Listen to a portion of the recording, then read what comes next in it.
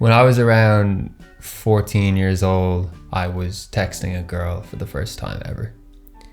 And we had agreed that we were going to meet up.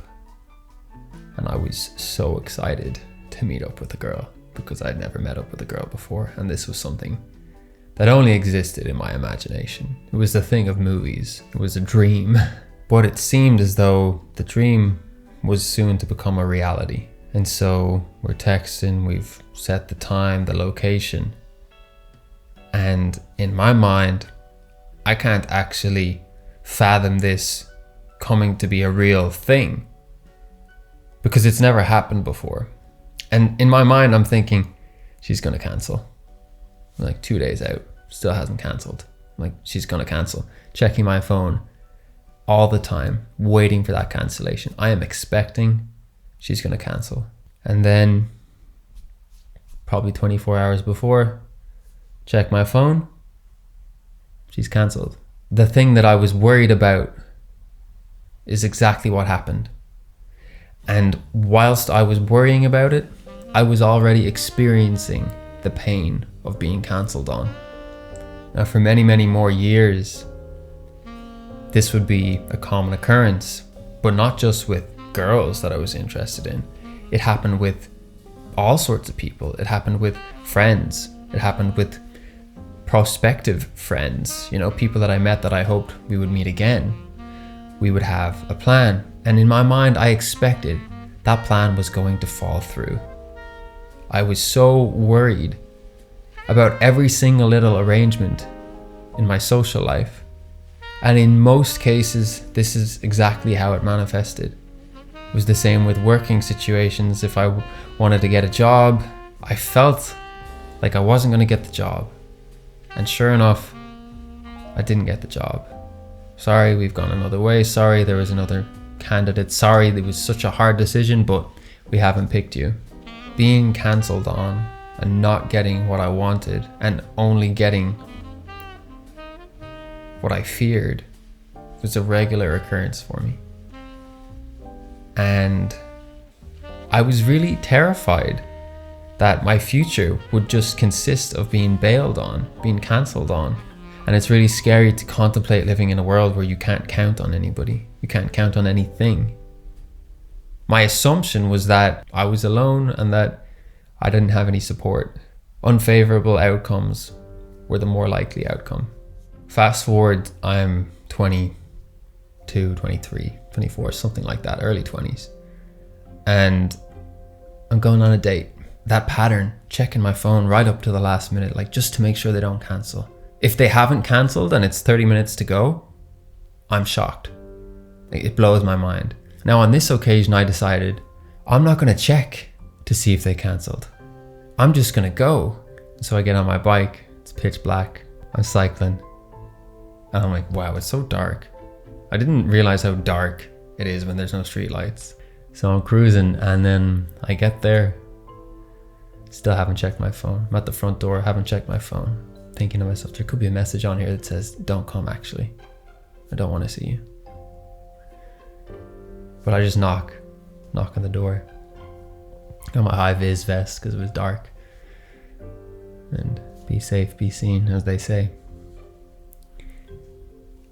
And the door opens and all is well. I'm welcome. Now the difference between this occasion and all of the other occasions for the majority of my teenage years and the earliest of my 20s is that I felt that feeling, that worry come up again of like, oh, what if this person's cancelled? And instead of checking my phone for validation to make that feeling go away, I just took the feeling with me. I knew when I got on that bike that there was a probability that there was a cancellation message waiting. But rather than wait for that validating text saying, oh yeah, come, see you soon, I just thought, well, why don't I just go and deal with whatever's there? And everything was fine.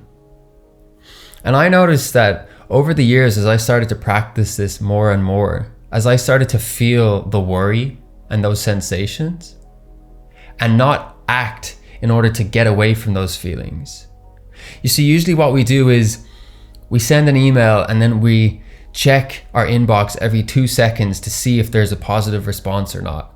Because when there's a positive response, then we can stop worrying. Or we don't ask for what we want, be it like a pay rise or the amount of money that you want for your services that you're offering to your clients. You don't ask for what you want because you're afraid that if you ask for what you want, that the person will say, no, I don't want your service. I don't want you.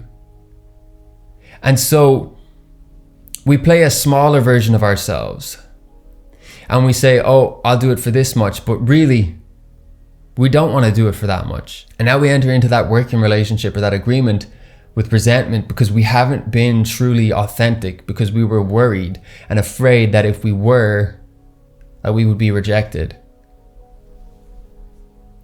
When I was constantly checking for these text messages, I was playing small because I wasn't realizing that I was good enough as I was and I didn't need extra validation. And even if I got to the door and the person said, no, we don't want you, I could still say, oh, well, that's okay. I can just go and be myself somewhere by myself, because my worth is not determined by whether or not I'm accepted in this door or not. You see, when we're fearful of something, we're anticipating the worst case scenario. And some people might say, oh, don't worry about it. It hasn't even happened yet. But that doesn't really give me reassurance, because it can happen. Like, there's a 50-50 chance. When you say, oh, don't worry about it, that's not really helping me, because I know it's possible that it might happen. And if it does happen, then what am I to do? What I really want to hear is that even if that thing that you fear happens, you can still weather that storm. You can excel through that experience. You see, in going to the date without getting last minute confirmation, I said to myself, I'm going to go, and even if it doesn't work out, I'm still going to be kind to myself and honor my worth in that scenario, whatever happens. And if that happens, we'll deal with it then. But right now, I've made an agreement with this person. We're going to have a meeting. I'm going to go and I'm going to meet them. And let's take it from there. When we're fearful, we're expecting the worst. When we're excited, we're expecting the best. There's some people you might, be excited to see because you trust the person, you trust the relationship that you have with them. And then there's people that maybe you're fearful or nervous or anxious about seeing them because you don't think they will see you. The difference between fear and excitement is that feeling. Do you feel contracted or do you feel expanded? Affirmations I use for myself when working with different clients, I might think, oh, I'm nervous that I'm not going to provide the best service for this person. I'm nervous I'm not going to be able to organize everything effectively. I'm nervous I'm not going to be able to give value to them, right? That's fear. That's fear speaking. If excitement was speaking, though, in this place, we would say, I'm excited to improve the quality of this person's life. I'm excited for their business to be more profitable as a result of the services that I offer them. I am excited to connect with this person and inspire them in a positive way that expands their life and the lives of all of those around them. And on the topic of affirmations, I have a guided meditation. It's free. It's in the description. Hundreds of people have been listening to it. Even people that say they don't like meditations listen to it and they like it. So give it a go. Unless you can be totally mindful and zen in the moment all the time, which I don't think that's the path for you or me, because look, we're here on the internet. We have businesses, we have jobs, we have society. Okay. So let's assume you're not going to just be mindful in the present moment all the time. And let's take a more practical approach. You're going to be excited or you're going to be fearful. Now, it's not always going to be the case that you're just going to be excited about stuff, right? So here's the alternative. You can be fearful and you can still do the thing. Do the thing scared. So that looks like, I want to send an email to somebody about a quote for, I don't know, a video production job. Let's say I'm doing that. And I want €1,000. So I want X amount of money, but I know that that might be too much for them, but it's what I want. And I'm scared that if I express what I want, that this person will say no, and then I'll lose the business, or maybe they'll judge me, they'll call me a rip-off artist or whatever. And so what can I do? I can either play small, succumb to the fear, and just not express myself authentically and say, oh, I'll do it for 500. Okay, you could do that. But I really want 1,000. So here's what I do.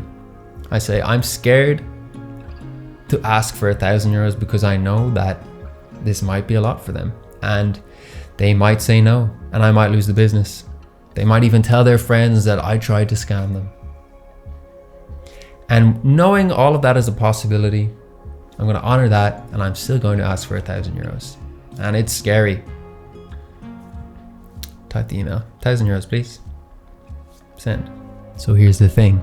Whether they agree to pay you 1,000 euros or not, doesn't matter. Just because you ask for 1,000 euros doesn't mean you're going to get 1,000 euros, but you might.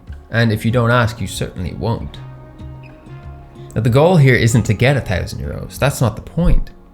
The point is to express yourself, to ask for what you want, and then be willing and ready to receive it without needing so much clarification every second of every day.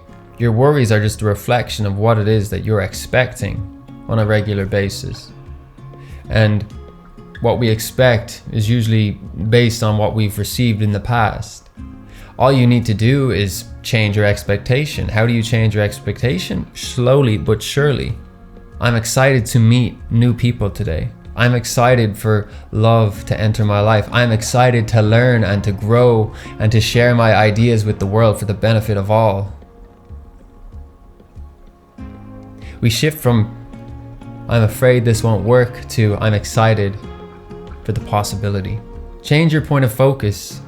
Spend time with people that are doing the same thing. Research and study and engage with people that have lived this, that have gone through transformations like this. And most importantly, be kind to yourself. Thank you for being here. I believe in you. If you enjoyed this video, check this one out next. It's probably going to be very valuable for you as well. Have a great day.